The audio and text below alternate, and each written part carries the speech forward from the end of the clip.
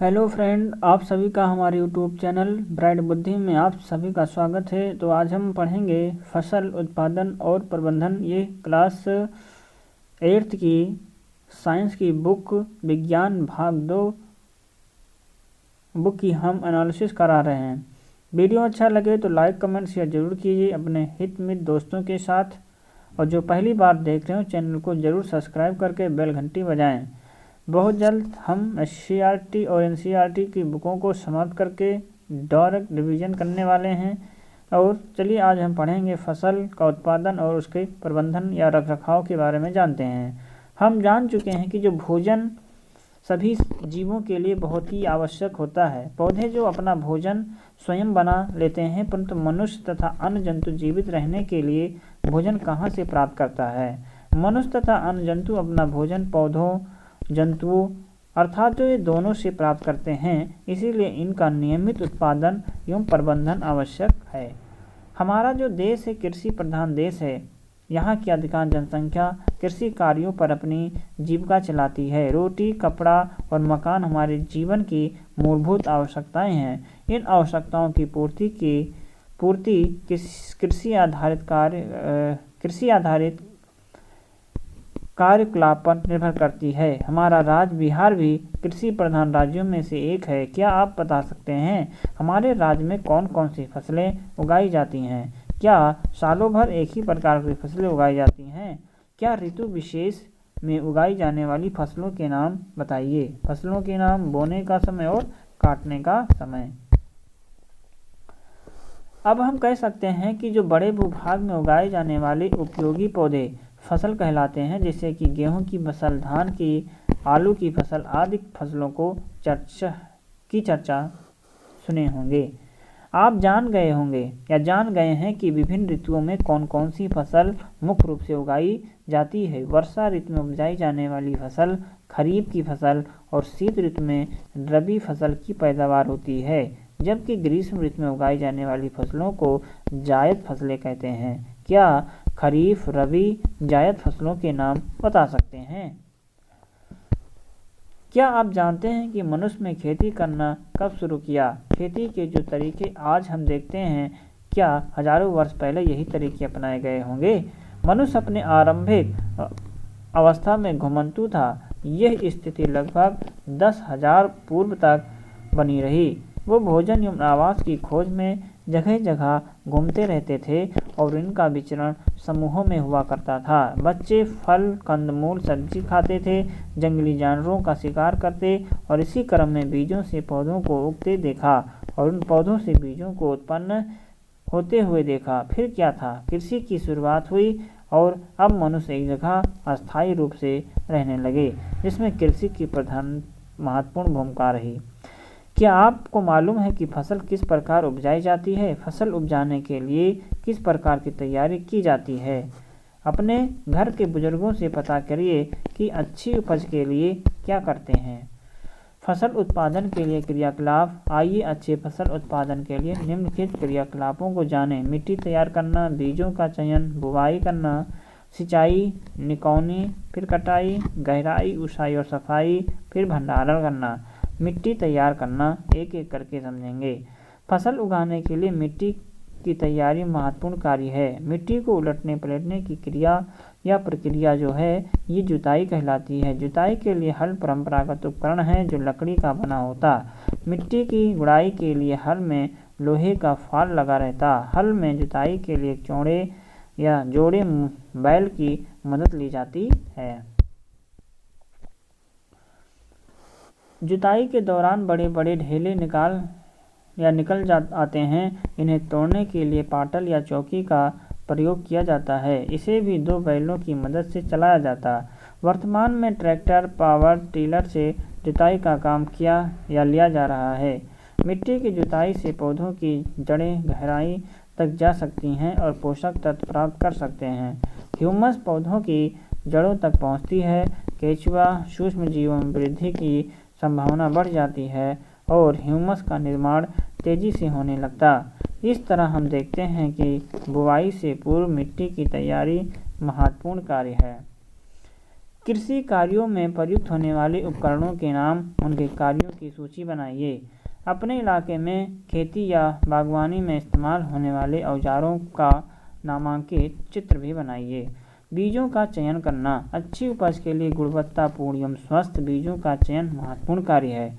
अच्छे बीजों का चयन चुन करके और फटक कर तो करते ही हैं, क्या और भी कोई तरीका है जिससे स्वस्थ बीजों को चयनित किया जा सकता है?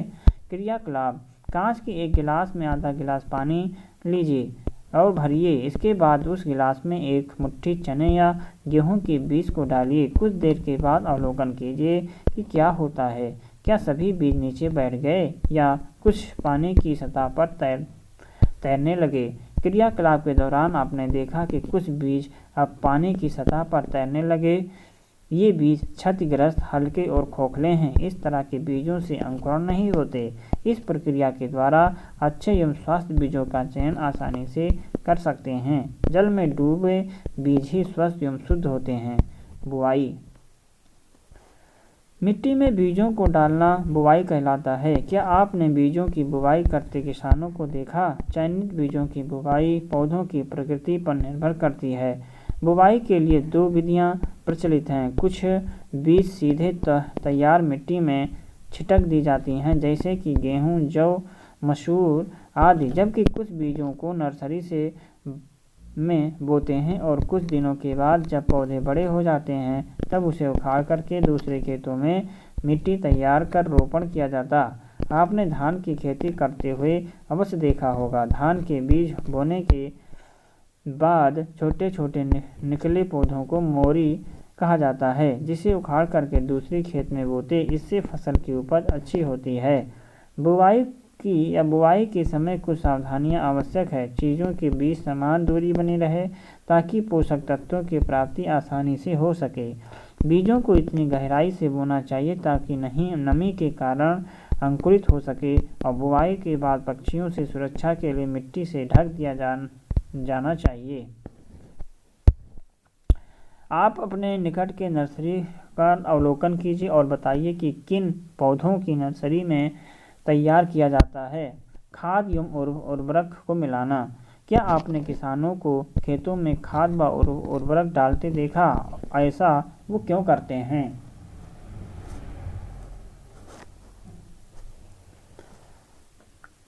क्या मतलब कि खाद कार्बनिक पदार्थों का मिश्रण है।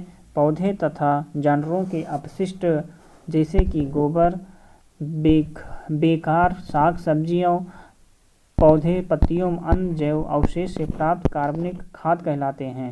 इन अवशिष्ट पदार्थों को एक गड्ढे में जमा करके मिट्टी से ढक दिया जाता और सूक्ष्म जीव बेकार पदार्थ को कार्बनिक पदार्थ में अपघटित कर देते हैं। इस प्रकार तैयार की गई खाद कंपोस्ट खाद कहलाती है। खेतों में अनेक प्रकार फसल उगाने से मिट्टी के पोषक तत्वों में कमी आ जाती है और मिट्टी में पोषक तत्वों की पुनः पूर्ति के लिए खेतों में खाद डाली जाती। खाद के अलावा भी कुछ रसायनों का प्रयोग किया जाता जिन्हें उर्वरक कहते हैं, जैसे कि urea, ammonium sulphate, super phosphate, potassium sulphate आदि। ये मिट्टी को विशिष्ट पोषक तत्व नाइट्रोजन, फास्फोरस, पोटेशियम प्रदान करते हैं। उर्वरक जल में घुलनशील होते हैं तथा पौधों की जड़ों के द्वारा आसानी से अवशोषित हो जाते। फसलों की पैदावार बढ़ाने के लिए उर्वरक का प्रयोग किया जाता, परंतु मिट्टी की उर्वरता बनाए रखने के लिए हमें उर्वरकों के स्थान पर जैविक खाद का उपयोग करना चाहिए अथवा 2 फसलों के बीच कुछ समय के लिए खेतों को खाली छोड़ देना चाहिए। क्रियाकलाप 6। चने या मूंग के बीज लेकर के उन्हें अंकुरित कीजिए। इनमें से एक ही प्रकार वाले 3 अंकुरित बीज छांट लीजिए। अब 3 प्लास्टिक या शीशे का गिलास लीजिए। इन पर ABC लिखिए। गिलास A में थोड़ी सी मिट्टी को लेकर के उसमें थोड़ी सी गोबर की खाद मिलाइए। गिलास B में समान मात्रा में मिट्टी लेकर उसमें थोड़ा सा यूरिया मिलाइए। गिलास C में मिट्टी डालिए। अब इनमें अंकुरित बीज बोने के बाद पानी की समान मात्रा डाल करके सुरक्षित स्थान पर रख दीजिए। प्रतिदिन पानी देते रहें। 7 से 10 दिन के बाद इनकी वृद्धि को नोट कीजिए। क्या तीनों गिलास में पौधों में वृद्धि की गति एक समान है? किस गिलास में पौधों की वृद्धि अधिक है?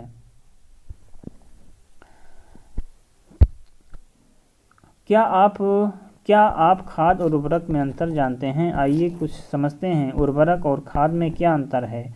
उर्वरक प्रायः अकार्बनिक लवण होते हैं। खाद एक प्राकृतिक पदार्थ है जो गोबर, मानव अपशिष्ट, पौधों के अवशेष विघटन से प्राप्त हो जाते हैं। उर्वरक प्रायः अकार्बनिक होते हैं। उर्वरक का उत्पादन फैक्ट्रियों में होता है। खाद जो होता है ये खेतों में बनाई जाती है। उर्वरक से मिट्टी को ह्यूमस प्राप्त नहीं होता और खाद से मिट्टी को ह्यूमस प्रचुर मात्रा में प्राप्त होता है। उर्वरक में पादप पोषक जैसे नाइट्रोजन, फास्फोरस एवं पोटेशियम प्रचुरता में होता है। खाद में पादप पोषक कम मात्रा में होते हैं।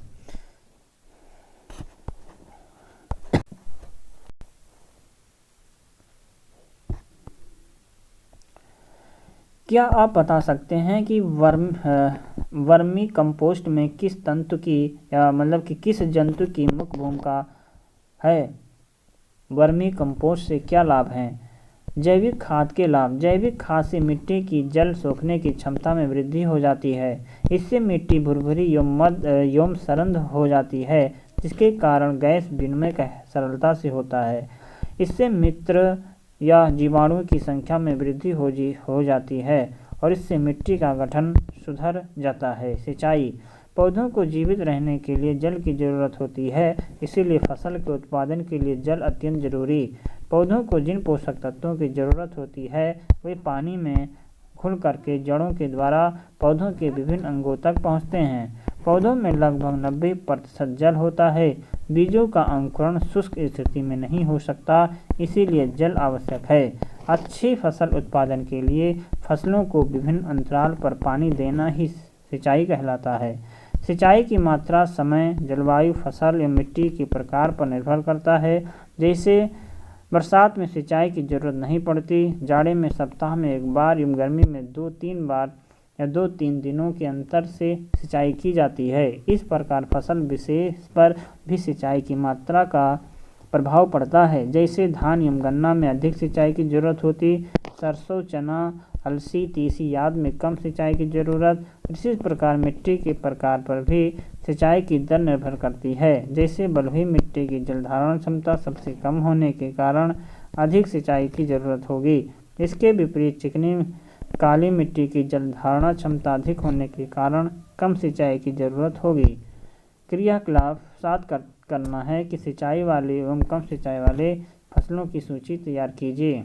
सिंचाई के स्रोत हैं कुआं, नदी, नहर, तालाब, झील सिंचाई के प्रमुख स्रोत हैं। सिंचाई की विधियां। पारंपरिक तरीके। क्या आप जानते हैं कि कुओं, तालाबों, नहरों आदि में उपलब्ध जल को निकाल करके खेतों तक कैसे पहुंचाया जाता? ये तरीके मोट, घिरनी, चेन पंप, ढेकली, रहट, उत्तोलक तंत्र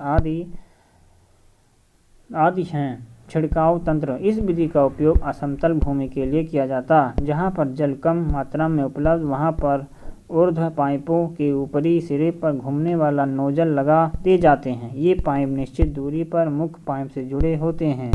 जब पाइप की सहायता से जल मुख्य पाइप में भेजा जाता है तो वो घूमते हुए नोजल से बाहर निकलता है। इसका छिड़काव पौधों पर इस प्रकार होता है कि जैसे वर्षा हो रही हो। छिड़काव बलुई मिट्टी के लिए अत्यंत उपयोगी है। ड्रिप तंत्र। इस विधि में जल बूंद बूंद करके पौधों की जड़ों में गिरता है, अतः इसे ड्रिप तंत्र कहते हैं। फलदार पौधों को पानी देने की वो सबसे अच्छा तरीका है। इसमें पौधों को बूंद बूंद करके जल प्राप्त होता। इस विधि में जल बिल्कुल बर्बाद नहीं होता, अतः हम यह जल की कमी वाले क्षेत्रों के लिए एक वरदान है। निराई। खेतों में फसली पौधों के साथ साथ कुछ अवांछनीय पौधे भी उग जाते हैं, जो कि फसल के साथ भोजन स्थान पर जल का बंटवारा करके फसल को प्रभावित करते हैं। इन अवांछनीय पौधों को खरपतवार कहते हैं। साथ ही खरपतवार हटाने को निराई कहा जाता है। किसान अनेक तरीकों से खरपतवार हटाता है। वो फसल उगाने से पहले खेत जोत करके खरपतवार सुखा देता। सूखे खरपतवार मिट्टी में मिल जाते हैं। इसके साथ खरपतवार खुरपी हाथ से भी हटाया जाता। रसायनों का प्रयोग करके भी खरपतवार पर नियंत्रण किया जाता है। रसायनों का प्रयोग सावधानीपूर्वक करना चाहिए। छिड़काव करते समय मुंह एवं नाक कपड़े से ढक लेना चाहिए। क्या आप जानते हैं कि खरपतवारनाशी रसायनों का प्रयोग इसके छिड़कने वाले व्यक्ति पर निर्भर करता है। चित्र में क्या गलत है? चित्र में क्या गलत है? फसल की कटाई। फसल के पकने के बाद उसे काटने की विधि को कटाई कहा जाता है। अर्थात जब फसल पक जाती है तो फसल के काटने की विधि फसल कटाई कहलाती है। छोटे स्तर पर हंसिया से कटाई की जाती है, जबकि बड़े स्तर पर मूवर, रीपर या हार्वेस्टर से की जाती है। खरीफ की फसल जैसे धान, मक्का, बाजरा आदि की कटाई सितंबर-अक्टूबर माह में की जाती है, जबकि रबी की जो फसल जैसे कि गेहूं, चना, सरसों आदि की कटाई मार्च-अप्रैल माह में की जाती है। हार्वेस्टर के द्वारा कटाई होने पर खेत में पौधों के निचले भाग शेष रह जाते हैं। हमें इनको जलाना नहीं चाहिए क्योंकि इससे प्रदूषण फैलता है, इसलिए इन्हें खेत में ही विघटित होने के लिए छोड़ देना चाहिए। कटाई के बाद फसल को थ्रेसिंग विधि के द्वारा दाना एवं भूसा अलग कर लिया जाता है। इसमें इम्पॉर्टेंट बात यह है कि इसमें जो रबी की जो फसल है इसकी खेती या इसमें कौन से अनाज आते हैं। तो जैसे कि अभी हमने यहाँ खरीफ की जो फसल है, खरीफ की फसल जैसे धान, मक्का, बाजरा, ज्वार आदि आता है, इसकी जो कटाई की जाती है सितंबर-अक्टूबर माह में, जबकि जो रबी की फसल के अंतर्गत गेहूं, चना, सरसों आदि की कटाई मार्च और अप्रैल में आता है। तो ये हम याद रखेंगे कि इसमें जो खरीफ की फसलें के अंतर्गत कौन कौन सी फसलें आती हैं और रबी के अंतर्गत कौन सी फसलें आती हैं, कब कटाई किया जाता है, और ये बहुत ही महत्वपूर्ण है। चलिए आगे देखते हैं कि बच्चों, क्या आप जानते हैं कि हमारे देश में फसल कटाई के समय को उत्सव के रूप में मनाते हैं। इसे कटाई पर्व भी कहा जाता है। किसान जब कठिन परिश्रम के द्वारा फसल बोता है, 3-4 माह के बाद कटाई का समय आता है। अपने खेतों में तैयार फसल देख करके वो खुशी से झूम उठता है। चूँकि पिछले 3-4 माह के परिश्रम का फल मिलता है, इसीलिए वो खुशी मनाता। उसे बच्चे, बूढ़े, स्त्री, पुरुष सभी मिल करके मनाते हैं। इस प्रकार हमारे देश के सभी भागों में ये कटाई पर्व बड़े धूमधाम से मनाया जाता है। कटाई ऋतु के साथ कुछ विशेष पर्व जैसे पोंगल, बैसाखी, होली, दिवाली, बिहू आदि जुड़े हुए हैं। जैसे भंडारण अर्थात स्टोरेज। फसलों की कटाई के बाद प्राप्त अनाज का भंडारण अत्यंत जरूरी है, परंतु यहाँ ध्यान रखने वाली बात यह है कि भंडारण करते समय अनाज में नमी ना हो, अन्यथा उसे खराब होने या जीवों के द्वारा आक्रमण से उनकी अंकुरण क्षमता नष्ट होने की आशंका होती है। इसीलिए भंडारण से पूर्व अनाज को धूप में अच्छी तरह सुखाना जरूरी है ताकि इसकी नमी समाप्त हो जाए। हमारे देश में अनाज का भंडारण जूट के बोरों, धातु के बड़े पात्र तथा कोठियों में करते हैं। अनाज को चूहों एवं सूक्ष्म जीवों से सुरक्षा के लिए उन्नत भंडार गृहों तथा साइलों, लोहे, टीन का ड्रम, कोठी का उपयोग किया जाता है। यहाँ पर नमी एवं तापमान को नियंत्रित किया जाता है। केंद्र एवं राज्य सरकार खाद्यान्न का भंडारण भारतीय खाद्य संस्थान के माल गोदामों में करते हैं। क्रियाकलाप: आप अपने शिक्षक महोदय या माता पिता के साथ FCI गोदामों में जाकर के पता कीजिए कि खाद्यान्न को किस प्रकार सुरक्षित रखा गया है। आइए हमने क्या सीखा, इस पाठ में कौन कौन सी बातें जानें। खेतों में उगाए जाने वाले उपयोगी पौधे फसल कहलाते हैं। रोटी, कपड़ा और मकान हमारे जीवन की मूलभूत आवश्यकताएं हैं। वर्षा ऋतु में उपजाई जाने वाली फसलें खरीफ, शीत ऋतु में उपजाई जाने वाली फसलें रबी एवं ग्रीष्म ऋतु में उपजाई जाने वाली फसलें जायद कहलाती हैं। जायद फसलें कौन सी हैं, ये इम्पोर्टेंट सी बात है कि अर्थात जो वर्षा ऋतु में उपजाई जाने वाली फसल होती है उसे हम खरीफ की फसल कहते हैं। वर्षा ऋतु में उपजाई जाने वाली फसल कौन सी फसल होगी, इसे हम खरीफ की फसल के नाम से जानते हैं। शीत ऋतु में उपजाई जाने वाली फसलें होती हैं रबी एवं ग्रीष्म ऋतु में उपजाई जाने वाली फसलें ये जायद कहलाती हैं। वर्षा ऋतु में उपजाई जाने वाली फसल क्या होगी, खरीफ। शीत ऋतु में उपजाई जाने वाली रबी एवं ग्रीष्म ऋतु में उपजाई जाने वाली फसल जायद की फसल होगी। तो खेत की तैयारी के लिए जुताई, समतलीकरण आदि क्रियाएं करनी पड़ती है। बीज की बुवाई उचित दूरी एवं उचित गहराई पर करना चाहिए। फसल में खाद एवं उर्वरक को उचित मात्रा में प्रयोग करना चाहिए। अच्छी फसल उत्पादन के लिए सही अंतराल पर सिंचाई जरूरी है। सिंचाई के आधुनिक तरीके छिड़काव तंत्र एवं ड्रिप तंत्र हैं। निराई के द्वारा खरपतवारों का नियंत्रण किया जाता है। अनाजों का भंडारण से पहले अच्छी तरह धूप में सुखाना चाहिए। धान की फसल क्या है? धान की फसल क्या है? रबी, खरीफ या जायद की फसलें हैं। तो अभी हमने ऊपर पढ़ा था कि जो धान की फसलें हैं, अंडरलाइन भी किए थे। तो क्या था धान की फसलों के अंतर्गत कौन सी? तो धान के अंतर्गत कौन सी फसलें हैं? धान है, खरीफ की फसल आती है। यही बोले थे कि बहुत इंपॉर्टेंट से अक्सर एग्जामों में पूछे जाते हैं। तो धान की जो फसल है वो खरीफ की फसल है। कौन सी फसल है? तो धान की जो फसल है वो खरीफ फसल के अंतर्गत आती है।